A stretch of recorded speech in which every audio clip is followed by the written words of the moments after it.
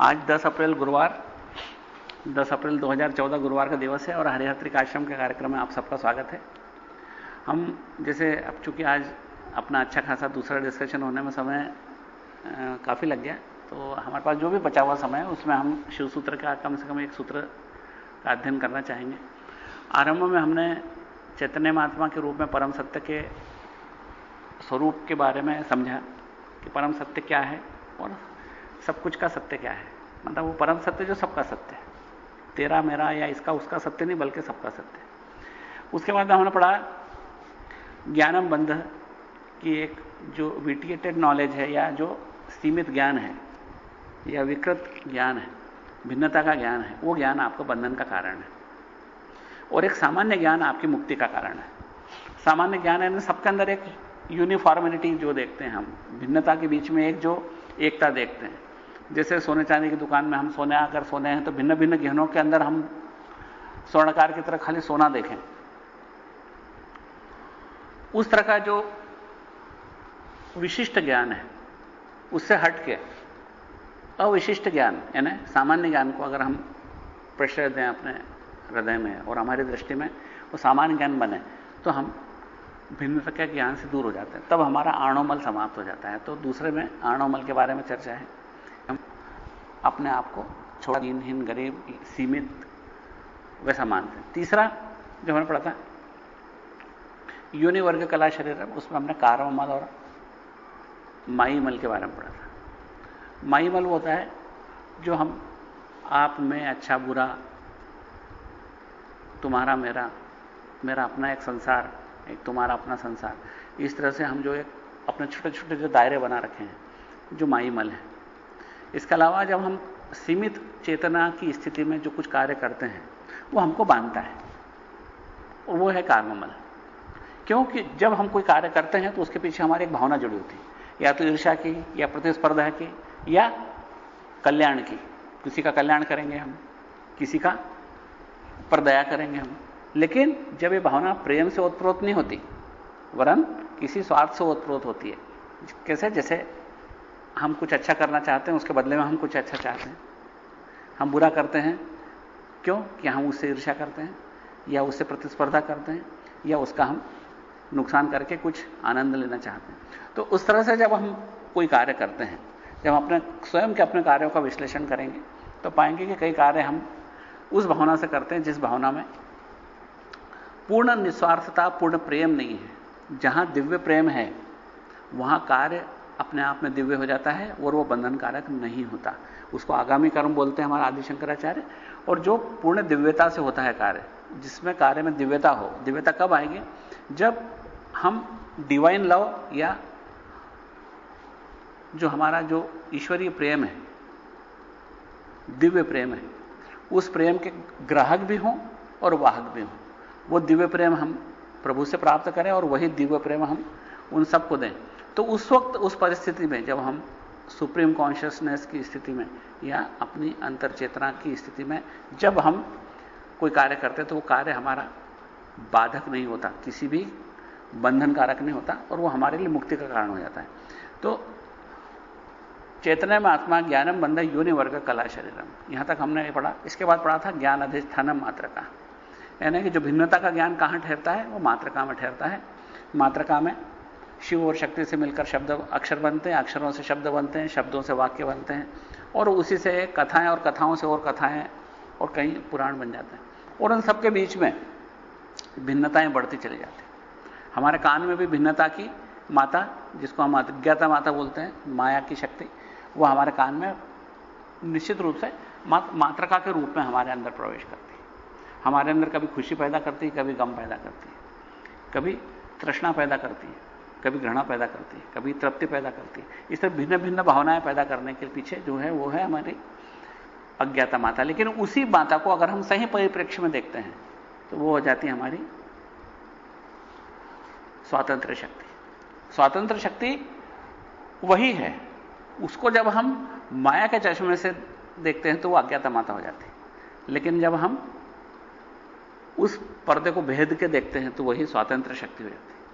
वही एक विकराल रूप की देवी दिखाई देती है और उसी को जब हम अपना माया का पर्दा भेद के देखें तो वही शिव की अर्धांगिनी, वही परम सुंदर मां दिखाई देने लगती।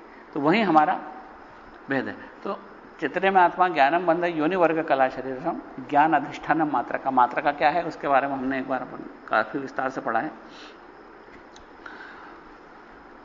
मात्रा का क्या परोसती है? भिन्नता का ज्ञान परोसती है। मात्रा का किसको बोलते हैं? इसे वेखरी वाणी जिससे बनते हैं। और इसके जो मूल तत्व है वो शिव शक्ति है। अगर उस शिव शक्ति को देखें तो फिर हमको भिन्नता का ज्ञान नहीं दिखाई देगा। हर शब्दों में कलम है तो क ल म, हमको ये 3 शब्द दिखाई दें। क के अंदर भी हमको शिव शक्ति है, ल में भी शिव शक्ति है, म में भी शिव शक्ति दिखाई देंगे, और जो कलम है हाथ में उसमें भी शिव शक्ति दिखाई देंगे। वास्तव में यहां पर प्रमात्र और प्रमेय संसार का फर्क भी इसी सूत्र में बताया गया था कि प्रमात्र संसार वो है जो नाम हम किसी वस्तु को देते हैं, वो प्रमात्र संसार है। और जो जिस चीज को नाम दिया जाता है वो प्रमेय संसार है। जैसे हमने कहा ये मोबाइल है, तो ये जो मोबाइल जिस चीज को, जिस वस्तु को नाम दिया गया मोबाइल, ये प्रमेय संसार है। और जो नाम है मोबाइल वो प्रमात्र संसार है, वो हमारे अंदर है, यहां नहीं है। न तो यहां के नाम लिखा है, न इसने जन्म के पहले बोला था कि मेरा नाम मोबाइल होगा। ये हमने मात्रका ने रखा इसका नाम मोबाइल। और जब हमने इसका ये नाम रखा मोबाइल, तो वो हमारे अंदर एक संसार पैदा कर देता है। जब हम मोबाइल का नाम सुनते हैं तो हमको इस चीज का ध्यान आ जाता है कि मोबाइल है।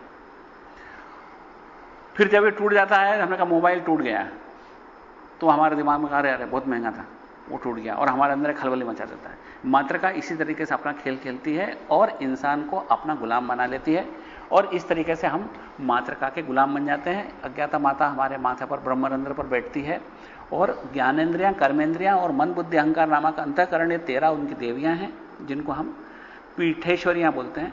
और ये पीठेश्वरियां हमारे साथ में एक ऐसा खेल खेलती हैं, ये समझो इस प्रकार से तंत्र की किताब लिखती कि वो हंसती रहती हैं और हमको चलाती रहती हैं और हम पर हंसती रहती हैं।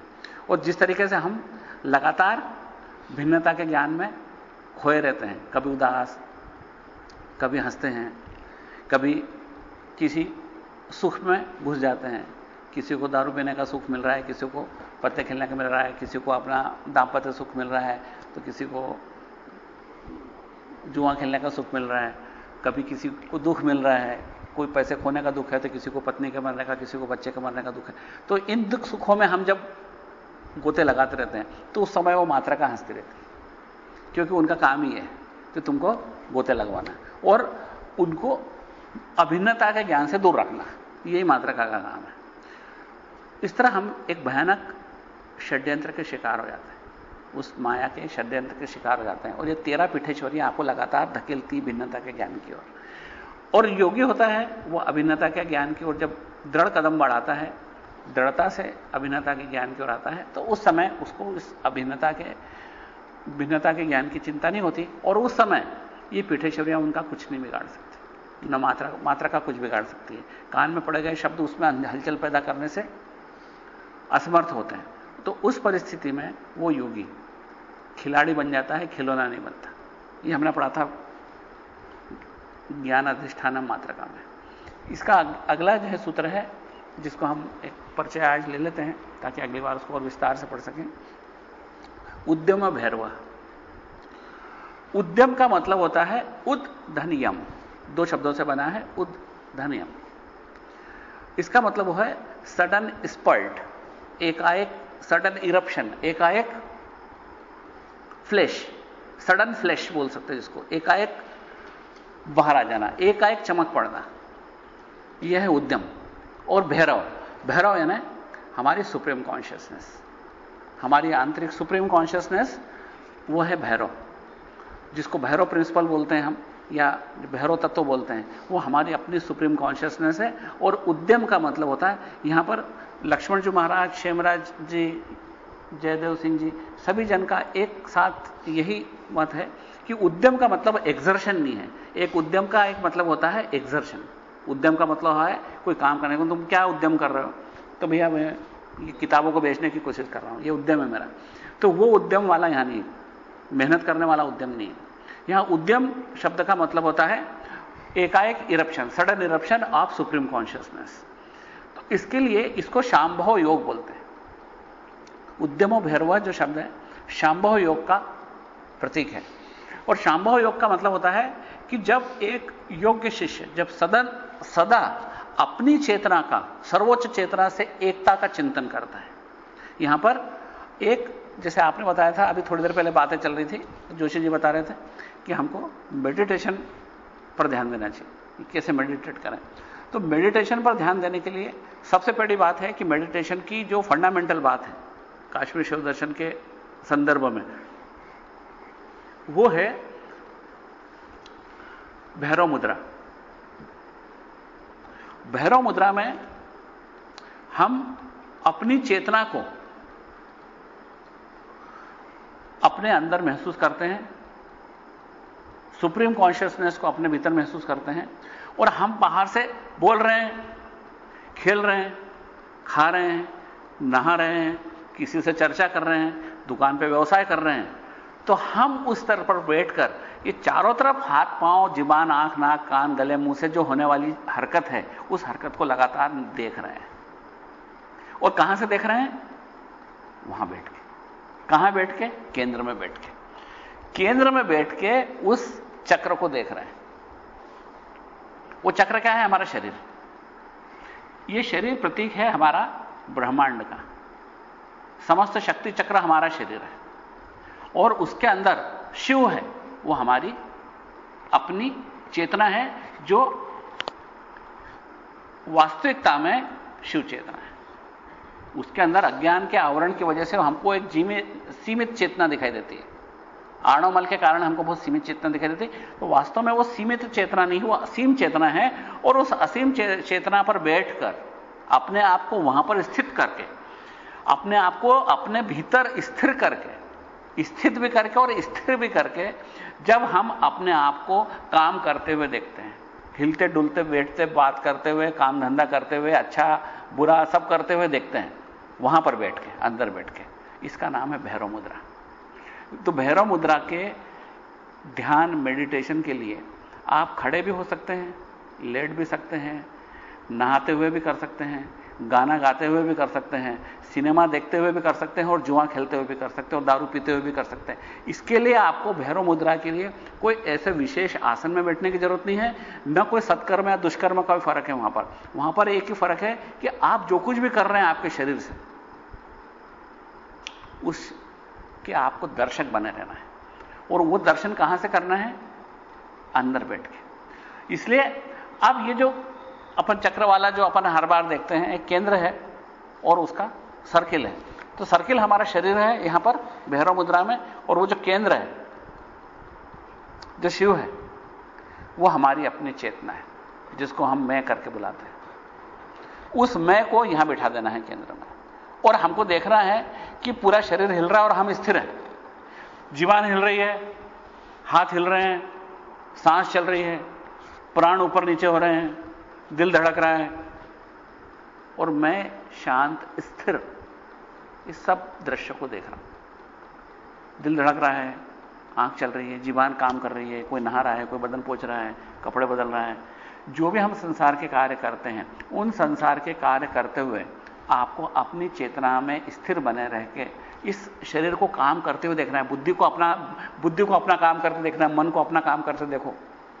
अहंकार अपना काम कर रहा है, शरीर अपना काम कर रहा है, आंखें अपना काम कर रही, कान अपना काम कर रहे हैं, पैर चल रहे हैं, हाथ कुछ कर रहे हैं, ये सारी इंद्रियां कुछ न कुछ कर रही हैं। ये अंतःकरण कंप्यूटर की तरह बिजी है, मतलब वो प्रोसेसिंग कर रहा है इन सब का, जैसे कि हमारा वो सीपीयू करता है ना कंप्यूटर में, इस तरीके से कंटिन्यूअस प्रोसेसिंग करता है इन सारी इंफॉर्मेशन का। तो वो भी बिजी है, लेकिन हम इसके भी दर्शक हैं, और हम इन सबको देखते हुए अंदर स्थिर हैं, और ये हमारे सामने चारों ओर घटना हो रही। इसका नाम है भैरव मुद्रा। इस भैरव मुद्रा को अपनाने से जब आप अपनी चेतना को शिव चेतना से एक करते हो, तो एक सडन इरप्शन होता है, जिस एक सडन फ्लैश के अंदर आपको अपने सच्चे स्वरूप का ज्ञान होने लगता है। और वो सच्चे स्वरूप का ज्ञान एकाएक आपको पूरी तरह से अद्वैत समझा सकता है, एक क्षण में अद्वैत समझा सकता है, और इसी का नाम है उद्यम भैरवा, यानी sudden flash of supreme consciousness जो आपको एक क्षण भर में आपको सर्वोच्च शिखर पे पहुंचा देती। तो हिंदी में सर जागृति कह सकते हैं, अचानक जागृति। हां, सडन इरप्शन का मतलब होता है एकाएक फूट पड़ना, प्रकट हो जाना। जैसे कि अपन उसमें पढ़ते हैं किताबों में, उसमें कि एकाएक शिव जी प्रकट हो गए, कि एकाएक विष्णु जी प्रकट हो गए सामने, जो एकदम साधना करने लगा और साधक के सामने, आंखों के सामने एकदम चकाचौंध और विष्णु जी प्रकट हो गए। तो यहां पर आपकी अपनी चेतना एकाएक प्रकट हो जाएगी और आपको उस समय अपने अद्वैत स्वरूप का ज्ञान क्षण भर में प्राप्त हो जाए। इस चीज के लिए लक्ष्मण जी महाराज कहते हैं कि आपको सतत अभ्यास के रूप में अपनी भैरव मुद्रा को बनाए रखना चाहिए। और ये भैरव मुद्रा बनाने के लिए आप भले आप कुछ भी कर रहे हो, दुकान चला रहे हो, सड़क पे चल रहे हो, कार चला रहे हो, हर परिस्थिति में संभव है।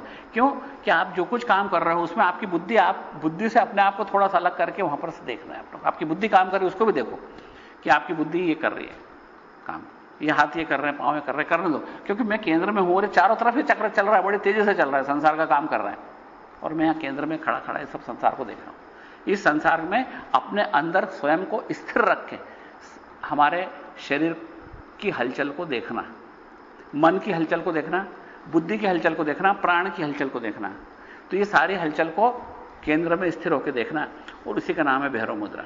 और इस भैरव मुद्रा से एक सडन इरप्शन होता है या सडन प्राकट्य बोल सकते हैं जिसको, जिसके शुद्ध शब्द ठीक से मेरे को अब ध्यान आ रहा है, उसको बोलते हैं प्राकट्य।